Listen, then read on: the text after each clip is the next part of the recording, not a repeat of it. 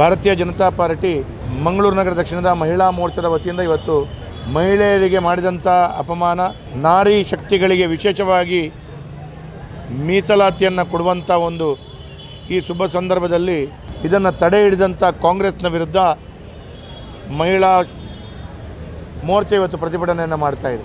ಕಾಂಗ್ರೆಸ್ನ ಹಳೆಯ ಚಾಳಿ ಮಹಿಳೆಯರಿಗೆ ವಿಶೇಷವಾದಂಥ ಸ್ಥಾನಮಾನ ಕೊಡುವಂಥ ದೃಷ್ಟಿಯಲ್ಲಿ ತಡೆ ಹಿಡಿದಿದೆ. ಈ ದೇಶದಲ್ಲಿ ಮಾನ್ಯ ಪ್ರಧಾನಮಂತ್ರಿಗಳಾದಂಥ ನರೇಂದ್ರ ಮೋದಿಜಿಯವರು ಮಹಿಳಾ ಮಸೂದೆಯ 33% ಬಿಲ್ಲನ್ನು ಲೋಕಸಭೆಯಲ್ಲಿ ಮಂಡನೆ ಮಾಡಿ ಅದನ್ನು ವಿಶೇಷವಾಗಿ ಅನುಷ್ಠಾನ ಮಾಡುವಂಥ ಪ್ರಯತ್ನಗಳನ್ನು ಮಾಡಿದಾಗ ಕಾಂಗ್ರೆಸ್ನವರು ಅದನ್ನು ತಡೆ ಹಿಡಿಯುವಂಥ ಕೆಲಸ ಕಾರ್ಯಗಳು ಮಾಡಿದರು. ಈ ತಡೆ ಹಿಡಿಯುವಂಥ ಸಂದರ್ಭದಲ್ಲಿ ಅವರು ಮಹಿಳಾ ವಿರೋಧಿಗಳು ಅಂತೇಳಿ ಒಂದು ಸ್ಪಷ್ಟವಾದ ಚಿತ್ರಣಗಳನ್ನು ಇವತ್ತು ನಾನು ಹೇಳಲಿಕ್ಕೆ ಬಯಸ್ತಾ ಇದ್ದೇನೆ. ಇಂಥ ಮಹಿಳಾ ವಿರೋಧಿ ಕಾಂಗ್ರೆಸ್ನ ಆಡಳಿತ, ಇಂಥ ಮಹಿಳಾ ವಿರೋಧಿ ಕಾಂಗ್ರೆಸ್ನ ಪಾರ್ಟಿಗೆ ಮುಂದಿನ ದಿನಗಳಲ್ಲಿ ಇದನ್ನೆಲ್ಲ ಅರಿತುಕೊಂಡು ಭಾರತೀಯ ಜನತಾ ಪಾರ್ಟಿ ಮನೆ ಮನೆಗಳಲ್ಲಿ ತಿಳಿಸುವಂಥ ಕೆಲಸ ಕಾರ್ಯ ಮಾಡ್ತಾರೆ. ನಮ್ಮ ಮಹಿಳೆಯರು ಇದನ್ನು ಇವತ್ತು ಇದು ಸಾಂಕೇತಿಕವಾದಂಥ ಪ್ರತಿಭಟನೆ, ಇನ್ನು ಮುಂದೆ ಇದಕ್ಕಿಂತ ದೊಡ್ಡ ಪ್ರತಿಭಟನೆಯನ್ನು ಮಾಡಿಕೊಂಡು ಜನರಿಗೆ ತಿಳಿಸುವಂಥ ಪ್ರಯತ್ನಗಳು ಮಾಡಿ, ಜನರ ಮನೆ ಮನೆಗಳಿಗೆ ಹೋಗಿ ಮುಟ್ಟಿಸುವಂಥ ಪ್ರಯತ್ನಗಳನ್ನು ಮಾಡಿ, ಅವರಿಗೆ ನಿಜವಾದಂಥ ಮಹಿಳೆಯರಿಗೆ ಮಾಡಿದಂಥ ಅಪಮಾನವನ್ನು ತಿಳಿಸುವಂಥ ಪ್ರಯತ್ನಗಳನ್ನು ಮಾಡುವಂಥ ಕೆಲಸ ಕಾರ್ಯಗಳನ್ನು ಮಾಡ್ತೇವೆ. ಇದನ್ನು ನಾವು ವಿರೋಧಿಸ್ತೇವೆ. ಅದಕ್ಕಾಗಿ ಇವತ್ತು ನಮ್ಮ ಮಹಿಳೆಯರು ಸಾಂಕೇತಿಕವಾಗಿ ಒಂದು ಸಣ್ಣ ಪಾದಯಾತ್ರೆಯನ್ನು ಮಾಡ್ತಾ ಇದಕ್ಕೆ ಚಾಲನೆಯನ್ನು ಕೊಡ್ತಾ ಇದ್ದಾರೆ. ತೊಟ್ಟಿಲು ತೂಗುವ ಕೈಗಳು ದೇಶವನ್ನು ಆಳಬಲ್ಲವು ಅಂತ ಬಹಳ ಅದ್ಭುತವಾಗಿ ಅರ್ಥ ಮಾಡ್ಕೊಂಡಿದ್ದಾರೆ. ಹಾಗಾಗಿ ಇವತ್ತು ಮಹಿಳಾ ಸಬಲೀಕರಣಕ್ಕೆ ಬಹಳ ವಿಶೇಷವಾಗಿ ಒತ್ತನ್ನು ನೀಡ್ತಾ ಬಂದಿದ್ದಾರೆ. ಇವತ್ತು ಪ್ರತಿ ಕ್ಷೇತ್ರದಲ್ಲಿಯೂ ಪ್ರತಿ ಮಹಿಳೆಗೂ ಕೂಡ ವಿಶೇಷವಾದ ಸ್ಥಾನಮಾನ ಸಿಗಬೇಕು, ಮಹಿಳಾ ಸಬಲೀಕರಣಕ್ಕೆ ಒತ್ತನ್ನು ಬಹಳ ಅದ್ಭುತವಾಗಿ ನೀಡಿರುವಂಥದ್ದು. ಆದರೆ ಇವತ್ತು ಈ ನಮ್ಮ ಸಂಸತ್ತಿನಲ್ಲಿ ಅನುಮೋದನೆಯನ್ನಿಗೆ ವಿರೋಧವನ್ನು ವ್ಯಕ್ತಪಡಿಸಿರುವುದರಿಂದ ಮಹಿಳೆಯರಿಗೆ ಮಾಡಿರುವಂತಹ ದೊಡ್ಡ ರೀತಿಯ ಅವಮಾನ ಅಂತ ಹೇಳ್ಕೊಳ್ತಿದ್ದೇನೆ. ಕರ್ನಾಟಕದಲ್ಲಿ 28 ಸಂಸತ್ ಸ್ಥಾನದಿಂದ ಸದಸ್ಯರು ಇನ್ನು 42ಕ್ಕೆ ಜಾಸ್ತಿ ಆಗ್ತಾ ಇತ್ತು. ಆದರೆ ಇದನ್ನು ಅಡ್ಡಿಪಡಿಸಿರೋದ್ರಿಂದ ಬಹಳಷ್ಟು ಮಹಿಳೆಯರಿಗೆ ಮಾಡಿರುವಂತಹ ಒಂದು ಅವಮಾನ ಅಂತ ನಾನು ಹೇಳ್ತೇನೆ. ತಾಯಿ ಯಾವ ರೀತಿ ಒಂದು ಮನೆಯನ್ನು ಅತ್ಯಂತ ಸುಖದಿಂದ ಸಂಪತ್ಭರಿತವಾಗಿ ನೋಡ್ತಾರ, ಅದೇ ರೀತಿ ಆ ಮನೆಯ ಇರ್ತಕ್ಕಂಥ ತಾಯಿ ದೇಶದ ರಾಜ್ಯದ ಚುಕ್ಕಾಣಿಯನ್ನು ಹಿಡಿದಾಗ ಆ ದೇಶ ಕೂಡ ಅತ್ಯಂತ ಸುಭಿಕ್ಷೆಯಿಂದ ಇರ್ತದೆ. ಯಾಕಂದರೆ ಒಬ್ಬ ತಾಯಿ ಎಲ್ಲರ ಸುಖವನ್ನು ಬಯಸುವಲ್ಲ, ಅದಕ್ಕೋಸ್ಕರ 33% ಮಹಿಳಾ ಮೀಸಲಾತಿ ಅಂತರ ಮುಖಾಂತರ ಕೇಂದ್ರದ ಸಂಸದರಾಗಲು ಅದರ ಜೊತೆಗೆ ಎಲ್ಲ ರಾಜ್ಯದ ಆಗಬೇಕಾದಂಥ ಆ ಮಹಿಳೆಗೆ ಒಂದು ಶಕ್ತಿಯನ್ನು ಕೊಡಬೇಕು. ನಾರಿ ಶಕ್ತಿ ಜಾಗೃತ ಆದಾಗ ಆ ದೇಶ ಅಭಿವೃದ್ಧಿ ಪಥಕ್ಕೆ ಹೋಗ್ತದೆ ಅನ್ನೋ ಕಾರಣಕ್ಕೋಸ್ಕರ ಮಾಡಿದ್ದಾರೆ.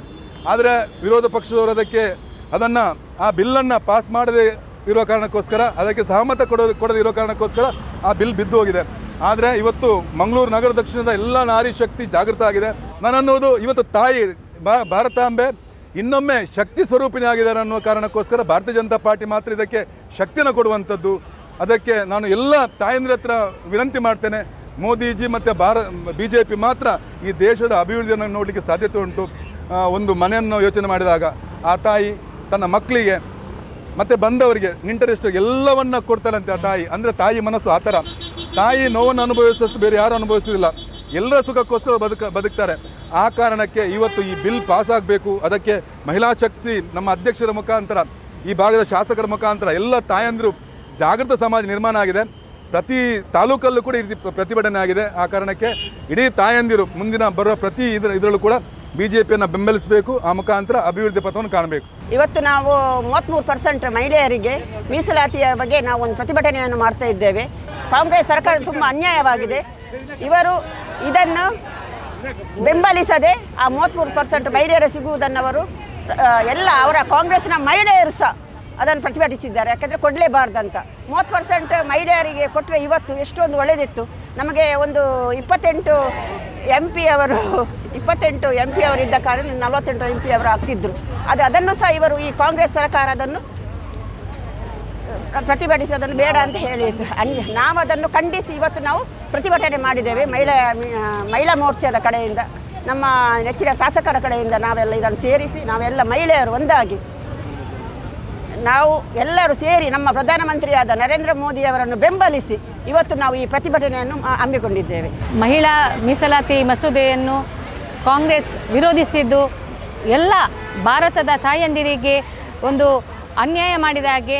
ಯಾಕೆಂದರೆ ಮಹಿಳೆಯರು ಒಂದು ಮನೆಯನ್ನು ಎಷ್ಟು ಸುಂದರವಾಗಿ ನಡೆಸಿಕೊಂಡು ಹೋಗ್ತಾರೆ, ಅದನ್ನೇ ರೀತಿಯಲ್ಲಿ ನಮ್ಮ ದೇಶವನ್ನು ನಡೆಸ್ತಾರೆ ಎಂಬ ನಿಟ್ಟಿನಲ್ಲಿ ನಮ್ಮ ನರೇಂದ್ರ ಮೋದಿಯವರು ಅದನ್ನು ಒಂದು ಮಸೂದೆಯ ರೀತಿಯಲ್ಲಿ ಮಹಿಳೆಯರಿಗೆ ಮೀಸಲಾತಿ ಕೊಟ್ಟು ನಾವು ಸಂಸತ್ತಿನಲ್ಲಿಯೂ ವಿಧಾನಸಭೆಯಲ್ಲಿಯೂ ಒಂದು ಮಹಿಳೆಯರ ಆಡಳಿತ ನಡೆಸಬೇಕು. ದೇಶವನ್ನು ನ್ಯಾಯಯುತವಾಗಿ ಯಾವುದೇ ಒಂದು ಭ್ರಷ್ಟಾಚಾರ ಇಲ್ಲದೆ ನಡೆಸಿಕೊಂಡು ಹೋಗುವಂತಹ ಶಕ್ತಿ ಯಾರಿಗಿರುವುದು ಅಂತ ಹೇಳಿದರೆ ಮಹಿಳೆಯರಿಗಿರುವುದು ಎಂಬುದನ್ನು ಅನುಮೋದನೆ ಮಾಡಿಕೊಂಡು ಇದ್ದರು. ಆದರೆ ಅದನ್ನು ಖಂಡನೆ ಮಾಡಿದಂತಹ ರಾಹುಲ್ ಗಾಂಧಿ ಅವರಿಗೆ ನಿಜವಾಗಿಯೂ ಧಿಕ್ಕಾರವಾಗಬೇಕು. ಬಹುಶಃ ಈ ಭಾರತೀಯ ಜನತಾ ಪಾರ್ಟಿ ಇಂದು ಮಹಿಳಾ ಮೋರ್ಚಾ ವತಿಯಿಂದ ನಾವೊಂದು ಈ ಒಂದು ಮೀಸಲಾತಿ ರದ್ದತಿಯನ್ನಾಗಿದೆ ಅದರ ಪರವಾಗಿ ಇಂದು ಪಾದಯಾತ್ರೆಯನ್ನು ಕೂಡ ಮಾಡಿದ್ದೇವೆ. ನಾವು ಇಲ್ಲಿ ನಮ್ಮ ಮಂಗಳೂರು ಮಹಾನಗರ ಮಹಾಪಾಲಿಕೆ ತನಕ ಮೀಸಲಾತಿಯನ್ನು ರದ್ದಿತ ನಾವು ಖಂಡಿತವಾಗಿ ನಾವು ಅದನ್ನು ವಿರೋಧಿಸ್ತೇವೆ. ಯಾಕೆಂದರೆ ಇಂದು ರಾಜಕೀಯದಿಂತಲ್ಲ, ಪ್ರತಿಯೊಂದು ಕ್ಷೇತ್ರದಲ್ಲಿ ಕೂಡ ಒಂದು ಮಹಿಳೆ ಎಲ್ಲರಿಗೂ ಸರಿಸಮಾನಾಗಿರುವಾಗ ಈ ಒಂದು ನೀಡಿರುವಂತಹ 33% ಕೂಡ ನಾವು ಕಡಿತಗೊಳಿಸಿ ಆ ಮಸೂದೆಯನ್ನು ಹಿಂದಿರುಗಿಸೋದು ತುಂಬ ತಪ್ಪು, ಅನ್ಯಾಯ ಅಂತ ಹೇಳ್ಬೋದು. ಮಹಿಳೆಯರಿಗಾಗುವಂಥ ವಂಚನೆ ಅಂತ ಹೇಳ್ಬೋದು.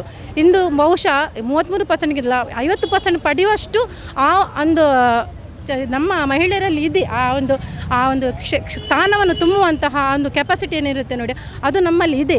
ಹಾಗಾಗಿ ನಾವು ಆ ಒಂದು ವಿರೋಧ ನೀತಿಯನ್ನು ಖಂಡಿತವಾಗಿ ನಾವು ಖಂಡಿಸ್ತೇವೆ. ಪ್ರತಿಯೊಂದು ಕ್ಷೇತ್ರದಲ್ಲಿ ಇರುವಾಗ ಈ ಒಂದು ಕ್ಷೇತ್ರದಲ್ಲಿ ಕೂಡ ನಮಗೆ ಆ ಸರಿಸಮಾನತೆ ಖಂಡಿತವಾಗಿಯೂ ಬೇಕು. ಬಹುಶಃ ಎಷ್ಟೋ ಜನರು ಇದು ನಾವು ಇವತ್ತು ಹೇಳ್ಬೋದು ನೋಡಿ, ದ್ರೌಪದಿ ಮುರ್ಮು ಅವರು ಯಾವ ರೀತಿ ನಮ್ಮ ಒಂದು ಆ ಸ್ಥಾನದಲ್ಲಿ ಅವರೊಂದು ಜವಾಬ್ದಾರಿಯುತ ಒಂದು ಅಧಿಕಾರವನ್ನು ಮಾಡುತ್ತಿದ್ದಾರೆ, ಅದುವೇ ಒಂದು ಸಾಕ್ಷಿ ಅಂತ ಹೇಳ್ಬೋದು. ಹಾಗಾಗಿ ಮುಂದೆ ಕೂಡ ಅಂತಹ ಎಷ್ಟೋ ಮಹಿಳೆಯರು ಮುಂದೆ ಬಂದು ಪ್ರತಿಯೊಂದು ಬಹುಶಃ ನಮ್ಮ ದೇಶವನ್ನು ಆಳುವಂತಹ ಒಂದು ಏನು ಕೆಪಾಸಿಟಿ ಏನಿದೆ ಅವರಲ್ಲಿದೆ. ಹಾಗಾಗಿ ಈ ಮಸೂದೆಯನ್ನು ರದ್ದುಗೊಂಡಿರೋದು ತುಂಬ ಅಂತಲ್ಲ ಅನ್ಯಾಯ ಅಂತ ಹೇಳ್ಬೋದು. ಇದರ ಬಗ್ಗೆ ನಾವು ಖಂಡಿತವಾಗಿ ಖಂಡಿಸ್ತೇವೆ. ಇನ್ನು ಮುಂದಕ್ಕೆ ಕೂಡ ಬಹುಶಃ ಈ ಒಂದು ಪ್ರತಿಭಟನೆ ನಾವು ಪ್ರತಿಯೊಂದರಲ್ಲಿ ಕೂಡ ಭಾಗಿಯಾಗಿ ನಮ್ಮ ಹಕ್ಕನ್ನು ನಾವು ಪಡೆದುಕೊಳ್ಳುತ್ತೇವೆ ಅಂತಲೇ ನಾನು ಈ ಒಂದು ಮೂಲಕ ತಿಳಿಸ್ತೇನೆ. ಧನ್ಯವಾದಗಳು. ನಮ್ಮ ಕಾರ್ಯಕ್ರಮಗಳನ್ನು ನೀವು ನೋಡ್ತಾ ಇದ್ರೆ ನಮ್ಮ ಚಾನೆಲ್ ಅನ್ನ ಸಬ್ಸ್ಕ್ರೈಬ್ ಮಾಡಿ, ಪಕ್ಕದ ಬೆಲ್ ಐಕಾನ್ ಒತ್ತಿ ನಮ್ಮನ್ನ ಬೆಂಬಲಿಸಿ. ಹಾಗೆ ನಮ್ಮ ಕಾರ್ಯಕ್ರಮಗಳನ್ನ ಲೈಕ್ ಮಾಡಿ, ಕಮೆಂಟ್ ಮಾಡಿ, ಅದನ್ನ ಬೇರೆಯವರಿಗೂ ವಾಟ್ಸ್ಆಪ್ ಮೂಲಕ ಶೇರ್ ಮಾಡಿ. ನೀವು ಹೀಗೆ ಮಾಡಿದಾಗ ನಮ್ಮ ಚಾನೆಲ್ ಮತ್ತಷ್ಟು ಜನರಿಗೆ ತಲುಪಲು ನೀವು ನಮ್ಮೊಂದಿಗೆ ಸಹಕರಿಸಿದ ಹಾಗಾಗುತ್ತೆ. ಇದು ನೀವು ಯಾವುದೇ ಖರ್ಚಿಲ್ಲದೆ ಕೆಲವೇ ಸೆಕೆಂಡುಗಳಲ್ಲಿ ನೀಡಬಹುದಾದ ಸಹಕಾರ. ಧನ್ಯವಾದಗಳು.